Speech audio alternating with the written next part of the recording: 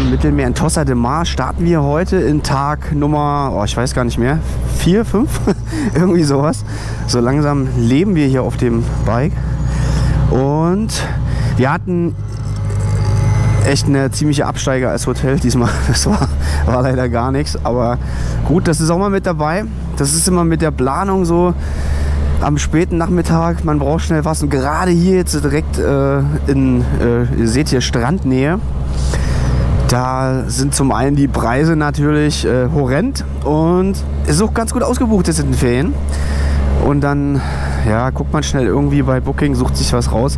Und wir haben meistens, also eigentlich fast immer, echt Glück gehabt bis jetzt und haben immer was Cooles gehabt. Und diesmal war es leider ein ziemlicher Griff ins Klo. Aber gut, wir haben trotzdem ganz gut geschlafen. Das Frühstück war auch erstaunlich, zumindest vielfältig, so dass wir gut gestärkt jetzt wieder in die Pyrenäen starten. Jo, und da sehen wir uns dann gleich wieder, würde ich sagen.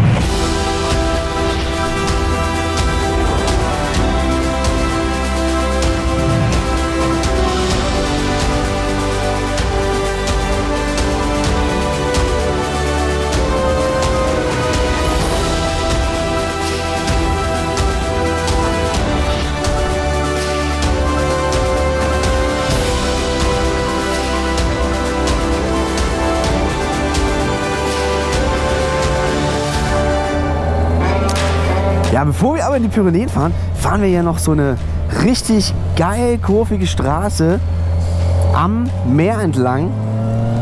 Die ist mir direkt aufgefallen, als ich so ein bisschen die Route hier geplant habe. Die verbindet Tossa del Mar hier mit dem nächsten Ort. Und ihr seht schon hier, was auf dem Navi, wie das aussieht. Und so geht das jetzt eine ganze Weile. Mit, denke ich mal, immer wieder guter Aussicht zum Meer runter. Und das sollte uns einigermaßen wachrütteln hier jetzt.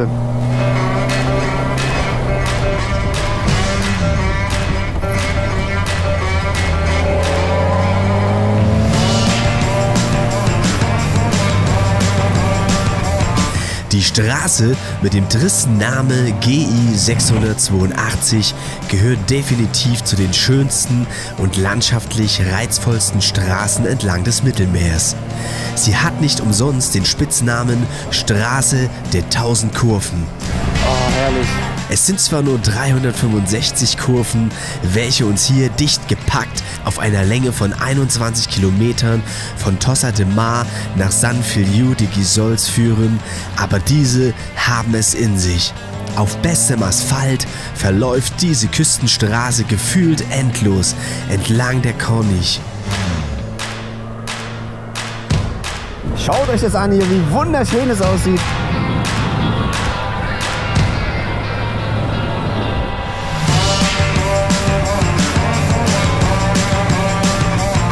Und es gibt wenige gute Straßen, die wirklich quasi direkt so an der Küstenlinie entlang gehen. Meistens ist da ja ein Ort neben den anderen gepflastert und man steht eigentlich nur im Stau, wenn man da vorne langfahren will. Und die meisten Straßen, die so ein kleines bisschen weiter drin im Land sind, da sieht man dann das alles nicht mehr so schön. Aber das Ding hier ist wirklich eine Ausnahme hier. Hier ist gar nichts hingebaut und es geht wirklich jetzt die ganze Zeit hier am Meer entlang. Es gibt so gut wie keine geraden Abschnitte und man sollte sich hüten, der Versuchung nachzugeben, sich vom Ausblick aufs Meer entlang der steilen Felsen ablenken zu lassen. Denn diese zum Teil enge Straße lässt kaum Raum für Fehleinschätzungen. Zum Glück gibt es aber immer wieder kleine Parkbuchten, von welchen aus man einen Blick auf diese wunderschönen Buchten der Costa Brava werfen kann.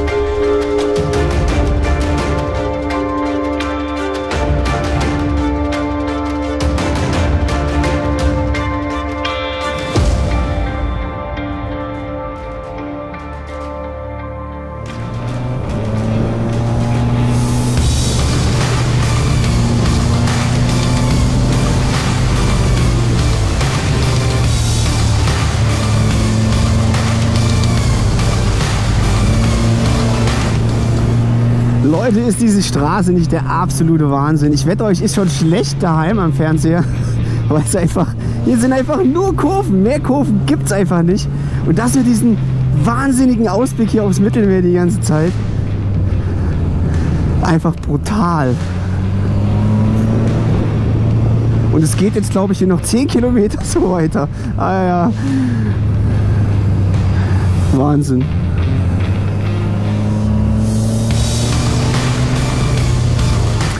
Zu diesem Zeitpunkt ahnen wir noch nicht, was uns am heutigen Tag erwarten wird. Es geht nämlich bis zum späten Abend genauso kurvig weiter. Es ist bis heute der Tag, an welchem ich die mit Abstand meisten Kurven gefahren bin. Unvorstellbar viele Kurven. Deswegen machen wir hier jetzt einen kleinen Cut. Da die GI 682 trotz allem etwas ganz Besonderes ist, habe ich für euch die nahezu komplette Fahrt auf dieser wunderbaren Küstenstraße in ein extra Video gepackt, welches ihr in der Videobeschreibung oder am Ende des Videos findet. So, die Straße hat ihr Ende gefunden in San Feliu de Guijuelo. Irgendwie sowas. Und wir haben uns direkt mal verfahren. Nicht schlimm, wir fahren die nächste einfach. Ja, also krasse Straße. Wenn ihr hier unten seid, fahrt da unbedingt mal lang. Es gibt wenig coole Straßen, die direkt am Meer lang gehen, aber das war definitiv bis jetzt die beste, die ich hier so gefahren bin. So, und da sind wir auch schon auf der nächsten kurvenreichen Straße hier angelangt. Oh, hier gibt es jede Menge Fahrradfahrer, glaube ich. Das ist auch noch mal ein Stück hier durchs spanische Festland, also in der Nähe vom Mittelmeer, aber es geht so ein bisschen im Landesinneren entlang. Und die ist auch jetzt auf 10, 12 Kilometer. Besteht diese Straße nur aus Kurven. Und die nehmen wir natürlich auch noch mit.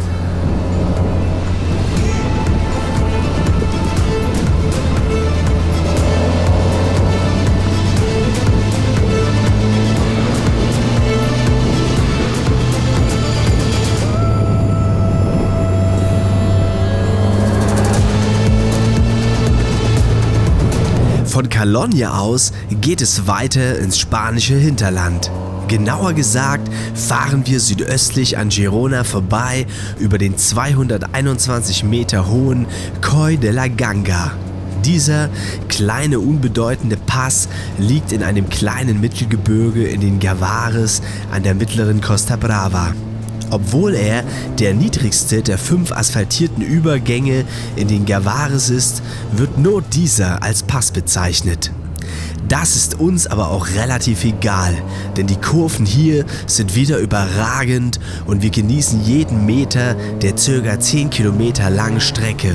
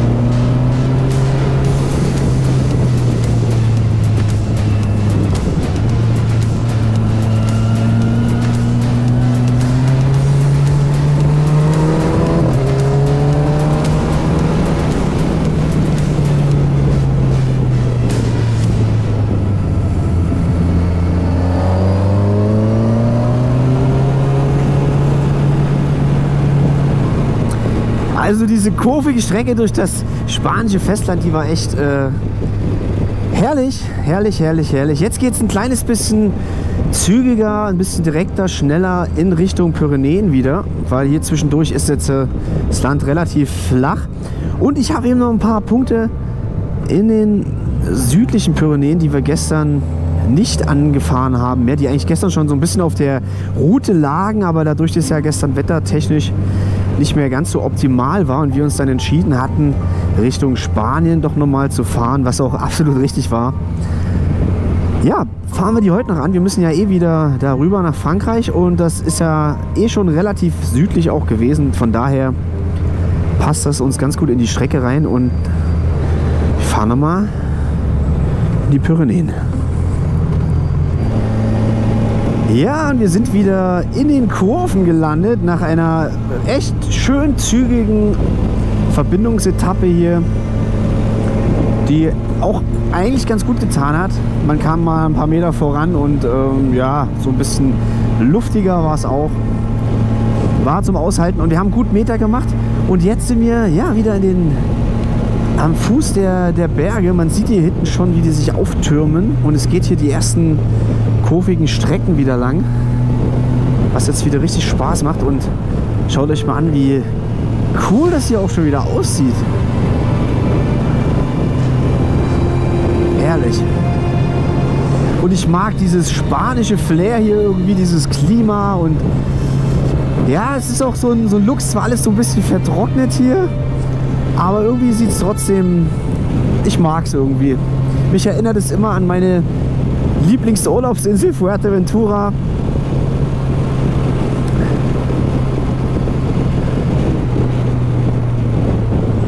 Macht mir echt Spaß, hier mal rumzufahren. Die Kanaren wären übrigens auch noch so ein Ding, wo ich super gerne mal mit dem Motorrad langfahren würde. Ich war gerade auf Fuerteventura, war ich schon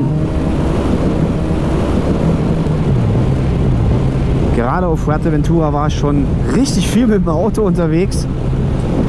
Da kenne ich mich ziemlich gut aus und da gibt es so viele schöne Straßen auch.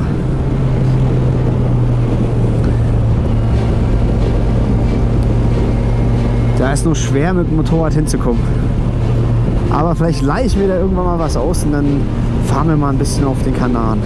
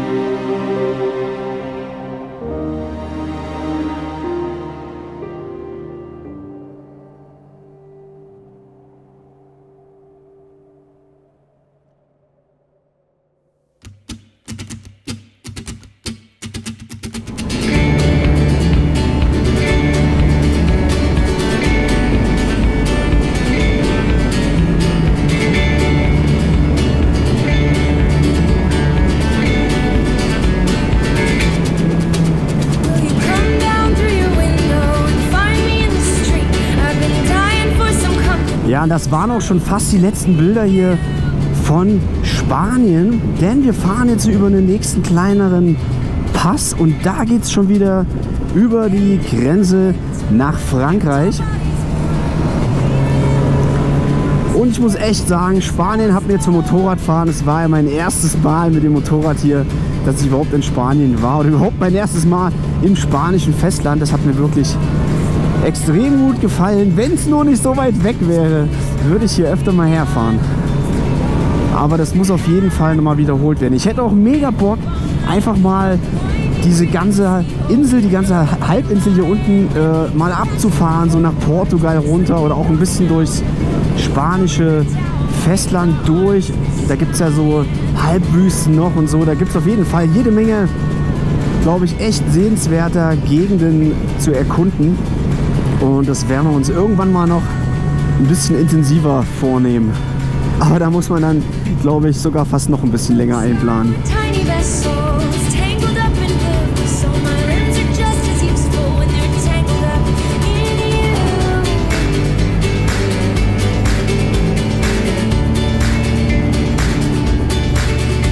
Today's the day, and all the voices in your head will howl at the moon, and we will move. Oh, was für eine wunderbare Straße. Es ist einfach...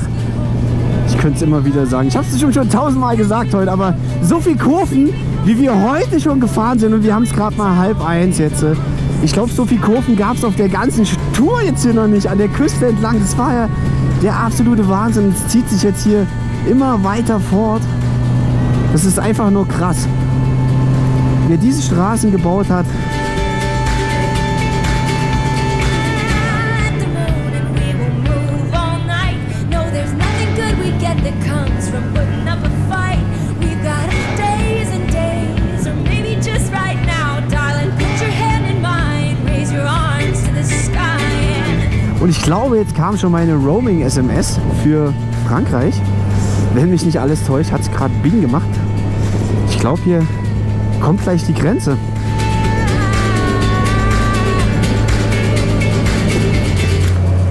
Also ich glaube, wir sind wieder in Frankreich hier, ist eigentlich nicht zu verkennen.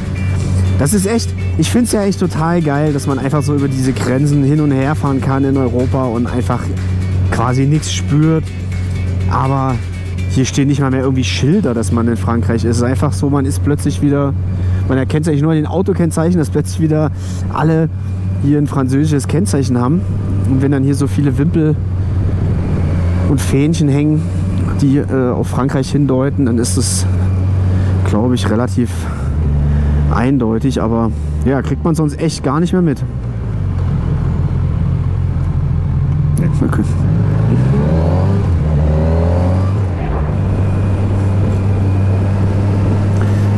So sind wir wieder ein bisschen auf einer kleineren Straße, nachdem wir wieder 1, 2 Ortschaften durchquert haben.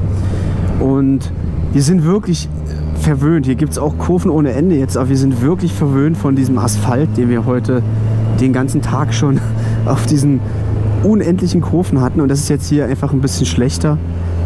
Absolut fahrbar, aber einfach ein bisschen schlechter und ja, macht nicht ganz so viel Spaß wie die anderen, aber hier führt uns unsere Route eben lang. Es geht langsam höher. Ich hoffe, wir kommen gleich mal ein bisschen viel höher, weil ihr seht hier vorne, wir haben 26 Grad. Die Mittagshitze, die kommt gerade hier ordentlich runtergeknallt von der Sonne. Und das ist so eine, wenn ich eine Kritik hier an der Versys habe, dieses Motorrad ist wirklich ja, für mich das beste Touring-Motorrad aus dem Hause Kawasaki. Gibt ja noch die Ninja 1000 SX und auch die Ninja H2 SX oder auch die Versys 650, die natürlich alle auch funktionieren zum Tourenfahren. Das, wie die Koffer aufgebaut sind, sowas ist ja alles exakt gleich. Aber einfach vor allem hier die Tausender in der SE-Version mit dem Fahrwerk und generell das ganze Konzept ist wirklich für mich, ich habe da nichts auszusetzen dran. Bis auf eine Kleinigkeit.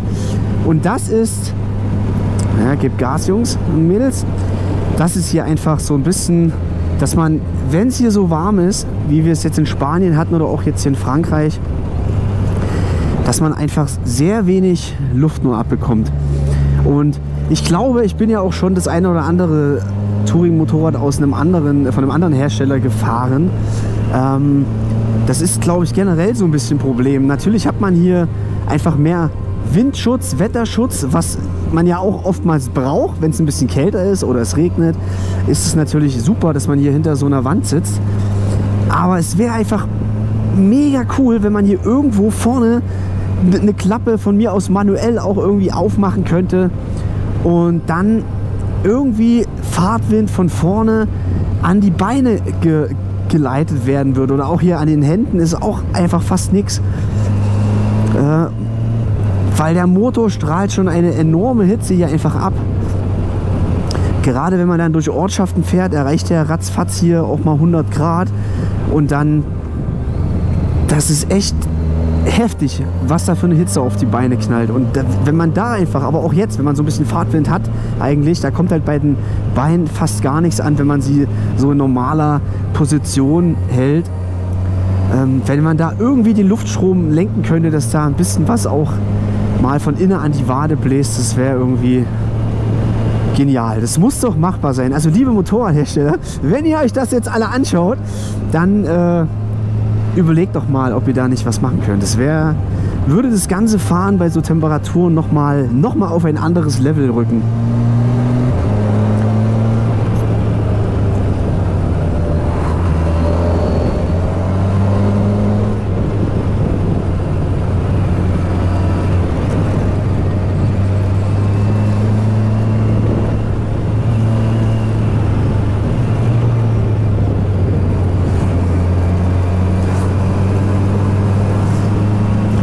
Das waren die ersten anderen Motorradfahrer gerade, die uns hier entgegenkommen. Gerade waren mal ein paar Fahrradfahrer, die schön auf unserer Seite in der Kurve waren. Die haben, glaube ich, einen kleinen Schreck bekommen. Aber das waren die ersten anderen Motorräder. Wir sind jetzt gefühlt, keine Ahnung, ich glaube, es waren mindestens 20 Minuten, sind wir jetzt so auf 5, jetzt sind wir bei 700 Metern, so auf dieser Höhe, an diesen Hängen entlang gefahren, unendlich kurvig. Saugeil. Einfach nur geil. Und hier in San Marsal, einer kleinen Ortschaft mit nur etwa 70 Einwohnern, welche sich gefühlt im Nirgendwo befindet, entdecken wir doch tatsächlich sogar noch eine wunderbar kleine Location, um einen kleinen Mittagssnack zu uns zu nehmen. Wir machen hier eine kleine Pause, drehen wir kurz um und gönnen uns da einen... Oh, ist Sprit, aufpassen. Und gönnen uns da etwas Leckeres. Denn das Le Relais ist zudem noch ein kleiner Geheimtipp.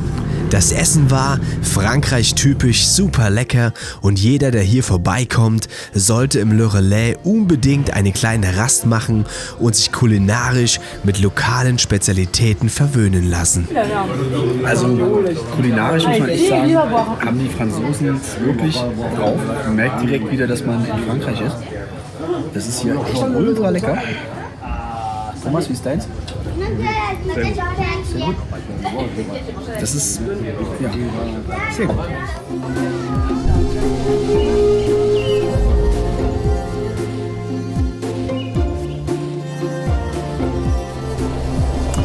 Also wir haben sehr, sehr, sehr lecker gegessen jetzt hier. Und jetzt geht's weiter. Kurvig. Wie auch sonst.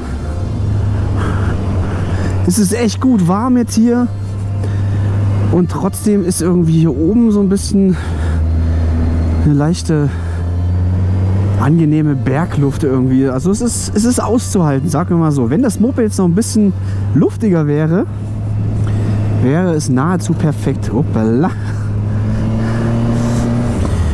Wir sind am Col Xatart und fahren links. Jo, irgendwo da hinten hin, da sieht es hoch aus. Oh, schaut mal, das habe ich noch gar nicht so richtig wahrgenommen. Hier geht es ja richtig hoch. Und die Wolken sind auch im Moment noch ein bisschen drüber. Schauen wir mal, ob wir was sehen vom Gipfel dann da. Ich glaube, da geht es jetzt Stück für Stück rüber und dann auch hoch. So, im Moment geht es immer noch leicht bergauf, aber extrem kurvig hier durch diesen Wald durch, auf einer Straße, die jetzt zum Teil ein bisschen schmutzig ist, aber sich trotzdem gut fahren lässt. Ihr seht es auch hier auf dem Navi, was hier einfach los ist. Das ist wirklich, oh, hier ist wirklich sehr viel Dreck. Ist wirklich krass. Also was hier los ist, ist wirklich krass an Kurven. Aber es geht den nächsten Pass hoch. Ich blende euch nachher ein, wie der genau heißt. Da stand gerade ein Schild da, ich habe es mir natürlich nicht gemerkt. Und der ist gute 1300 Meter hoch. Und wir sind jetzt auf 57, also es geht gut jetzt nach oben. Im Moment ist es noch bewaldet, aber ich nehme an, dass das irgendwann jetzt dann auch nachlässt, der Bewuchs, und dann die Aussicht wieder ein bisschen mehr noch hier zum Tragen kommt. uns vielleicht auch ein bisschen kühler wird. Das würde ich sehr begrüßen. Ja, wenn man hier ein paar Mal ein bisschen Split auf der Straße hatte, dann sieht plötzlich auch dieser raue Asphalt so danach aus. Und man traut sich erstmal nicht mehr so richtig, ein bisschen schneller in die Kurve reinzufahren.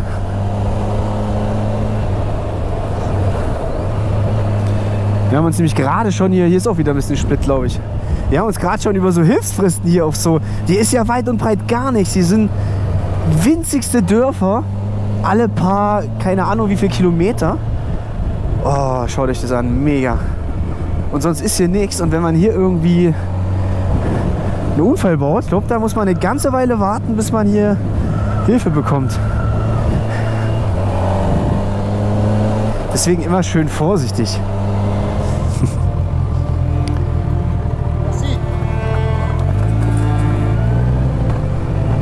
Da stehen plötzlich 3 Pferdchen vor einem.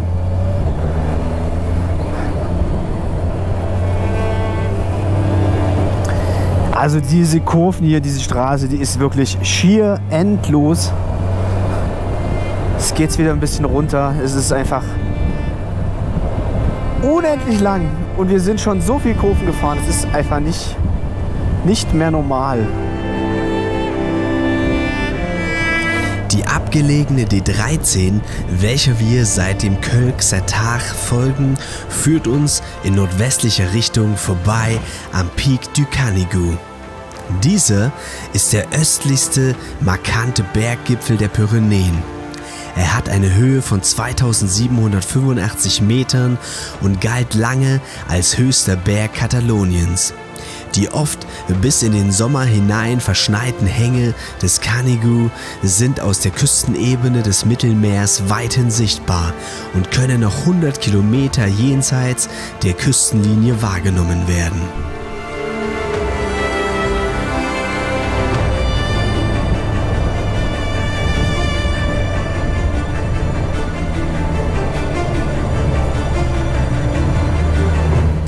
Mehr als 30 Kilometer geht es genauso immer weiter und weiter, nur unterbrochen von 3 winzigen Bergdörfern, in welchen vor einigen 100 Jahren noch Eisenerz abgebaut wurde.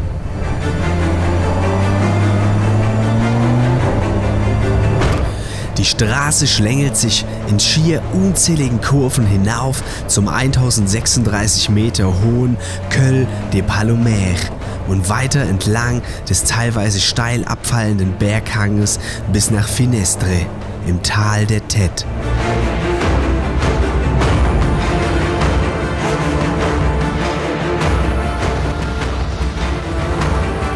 Von dort aus fahren wir weiter nach Osten, wo noch einige wunderbare Pässe auf uns warten.